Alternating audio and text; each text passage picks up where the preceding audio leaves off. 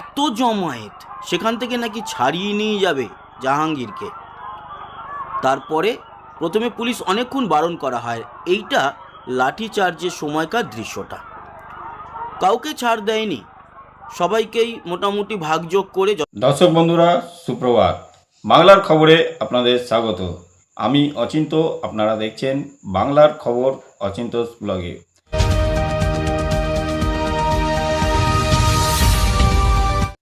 আজ বাংলার খবরে যে বিস্তারিত খবর থাকছে তা হলো আরজি করে অভয়া খুনে জড়িত আবেশ ব্যানার্জি, সে সম্বন্ধে বিস্তারিত আপনাদের জানানো হবে। এছাড়াও পুষ্পা অর্থাৎ ফলতার জাহাঙ্গীর খানের স্ত্রীকে দেশদ্রোহী মামলায় গ্রেপ্তার করা হয়েছে, সে সম্পর্কে আপনাদের বিস্তারিত জানিয়ে দেওয়া হবে। আজ 12তম আন্তর্জাতিক যোগ দিবস বিশ্বজুড়ে পালিত হচ্ছে। এই বছর মূল জাতীয় অনুষ্ঠানটি অনুষ্ঠিত হচ্ছে পশ্চিমবঙ্গের রেড রোডে, যেখানে স্বয়ং প্রধানমন্ত্রী নরেন্দ্র মোদী যোগব্যায়াম কর্মসূচিতে নেতৃত্ব দেবেন। 2026 সালের আন্তর্জাতিক যোগ দিবসে অফিসিয়াল থিম নির্ধারণ করা হয়েছে যোগা ফর হেলদি এজিং, সুস্থ বার্ধক্যের জন্য যোগা। গতকাল 20 জুন পশ্চিমবঙ্গ দিবস উপলক্ষে প্রধানমন্ত্রী নরেন্দ্র মোদী রাজ্যের জনগণকে শুভেচ্ছা জানান। তিনি ভারতের সংস্কৃতি ও জাতীয় চেতনাকে বাংলার ঐতিহাসিক অবদানের প্রশংসা করেন এবং ডক্টর শ্যামাপ্রসাদ মুখার্জির 125তম জন্মবার্ষিকীর কথা স্মরণ করিয়ে দেয়। এই দিন তিনি পশ্চিমবঙ্গের তারকেশ্বরে একটি সভাও করেন। আবহাওয়া দপ্তর জানিয়েছে সক্রিয় মৌসুমি বায়ু এবং বঙ্গোপসাগর থেকে আসা তীব্র জলীয় বাষ্পের কারণে হিমালয় সংলগ্ন উত্তরবঙ্গের জেলাগুলিতে দার্জিলিং, কালিম্পং, জলপাইগুড়ি, আলিপুরদুয়ার, কোচবিহারে আজ অতি ভারী বৃষ্টির সম্ভাবনা রয়েছে। উত্তরবঙ্গে গত কয়েকদিনের টানা বৃষ্টিতে দার্জিলিং জেলার বিভিন্ন জায়গায় ধস নেমেছে।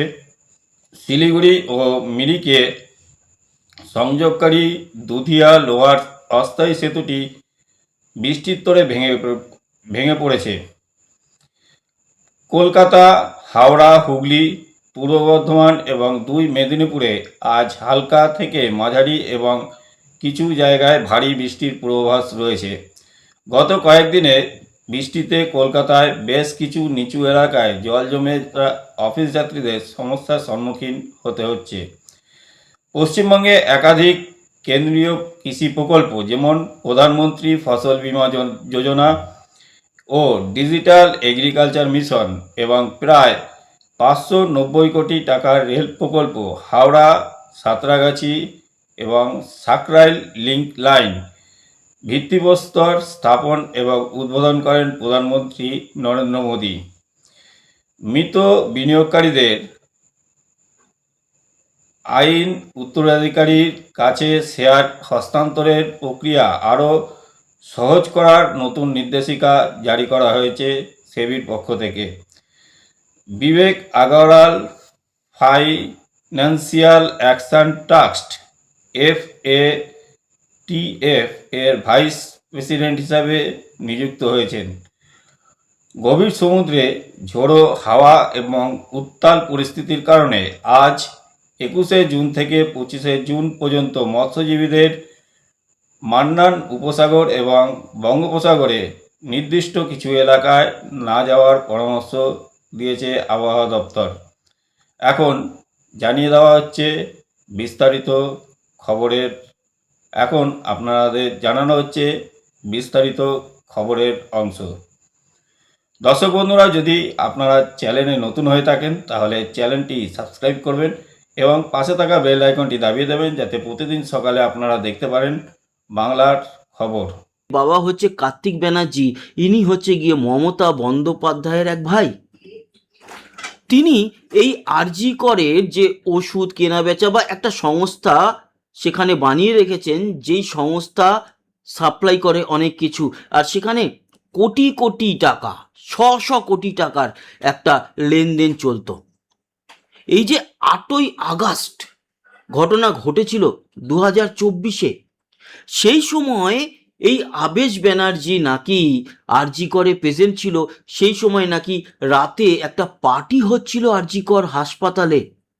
আর এই যে অভয়া, আমাদের বোন, সে অনেক কিছু জানতো এই হাসপাতালের ওষুধ চুরি কেলেঙ্কারি নিয়ে। জানতো যে মেশিন যেগুলো এই আরজি করের নামে পাঠানো হয়েছে, রেজিস্টার হয়েছে, সেই মেশিনের খোল নলচে বদলে দিয়ে আসল ভিতরকার সমস্ত ইনস্ট্রুমেন্ট প্রাইভেট সমস্ত নার্সিংহোমে শিফট হয়ে যাচ্ছে। এবং সেই মেশিনের একটা ওই কি বলবো ভাঙাচোরা সেকশন সেটা আসতো আরজি কারে। আর সেগুলোর প্রতিবাদ অনেক দিন ধরে ও করছিল, সেই কারণে ওর মৃত্যু। জাল ওষুধ দেওয়ার ফলে আরজি করে মৃত্যু হয়েছে সাধারণ নাগরিকের, তার প্রতিবাদ করায় ওর মৃত্যু। আর এই প্রতিবাদ ও করতে গিয়ে এই আবেশ ব্যানার্জি, তার বাবা কার্তিক ব্যানার্জি, এদের সঙ্গে শত্রুতা তৈরি করে নিয়েছিল। যে কিনা কার্তিক ব্যানার্জি সেই সময়কার মমতা বন্দ্যোপাধ্যায়, যিনি ছিলেন আমাদের পশ্চিমবঙ্গের মুখ্যমন্ত্রী এবং স্বাস্থ্যমন্ত্রী এবং পুলিশ মন্ত্রী, সব কন্ট্রোল তার হাতে। কি করে তার ভাইকে জেলে পাঠাবেন বা ভাইয়ের বিরুদ্ধে কথা বলবেন? কি করে এই আবেশ ব্যানার্জির এগেনস্টে কথা বলবেন? কারণ তারই তো, তাই না, পরিবারের একটা অংশ। এই কারণে বাথরুম ভেঙে দেওয়া শোনা যাচ্ছে। এবং অভয়ার মা বাবা দুজনেই জানিয়েছে, ইভেন এরকমভাবে জানিয়েছে যেই জানানোটা আমাদের কাছে কখনোই মনে হয়নি যে মন গড়া কথা। তার কারণ এই অভয়ার সঙ্গে প্রচুর প্রচুর মানুষ কাজ করত, নতুন ডাক্তার তৈরি হচ্ছিল ওর সঙ্গে। তারা মুখ খুলতে পারেনি, কিন্তু গোপনে মুখ খুলেছে। তারা কি বলছে? তারা বলছে যে এই আবেশ ব্যানার্জির শরীরে রক্ত লেগে যায় সেদিনকে দেয়ালে ঠুকে ঠুকে যখন অভয়াকে মারা হচ্ছিল সেই সময়।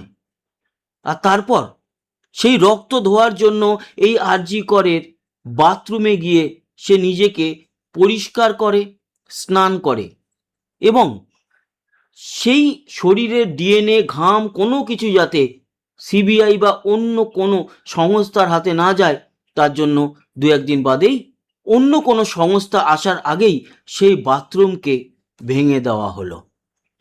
এবং সেটা মমতা বন্দ্যোপাধ্যায় জানতেন না, এটা বলাটা মূর্খের মতো কাজ। একজন স্বাস্থ্যমন্ত্রী, পুলিশ মন্ত্রী, মুখ্যমন্ত্রী, ওনার পারমিশন ছাড়া আরজি করের একটা পুরো চত্বর ভেঙে দেওয়া হলো। এটা ছিল প্রমাণ লোপাটের জন্য। আবেশ ব্যানার্জিকে এই মুহূর্তে তুলে নিয়ে গিয়ে জেরা করে যদি না বার করা হয় সত্য, তাহলে ধিক্কার জানাই এই নতুন বিজেপি গভর্নমেন্টকে। আমরা আগেই দেখেছি যে জাহাঙ্গীর খানের স্ত্রীর নেতৃত্বে থানায় হামলা চালানো হয় এবং জাহাঙ্গীর খানকে তুলে আনার চেষ্টা করা হয়। পরে পুলিশ এবং কেন্দ্রীয় বাহিনী লাঠিচার্জ করে, যার ফলে সেখান থেকে তারা ছত্রভঙ্গ হয়ে বেরিয়ে যায়।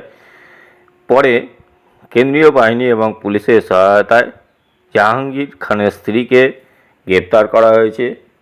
জাহাঙ্গীর খানের স্ত্রী সারিকা বেগম, তাকে গ্রেপ্তার করা হয়েছে এবং তার বিরুদ্ধে দেশদ্রোহিতার মামলা আনা হয়েছে। দর্শক বন্ধুরা, আজকের খবর এই পর্যন্তই। ভালো থাকবেন, সুস্থ থাকবেন, টাটা, বাই বাই।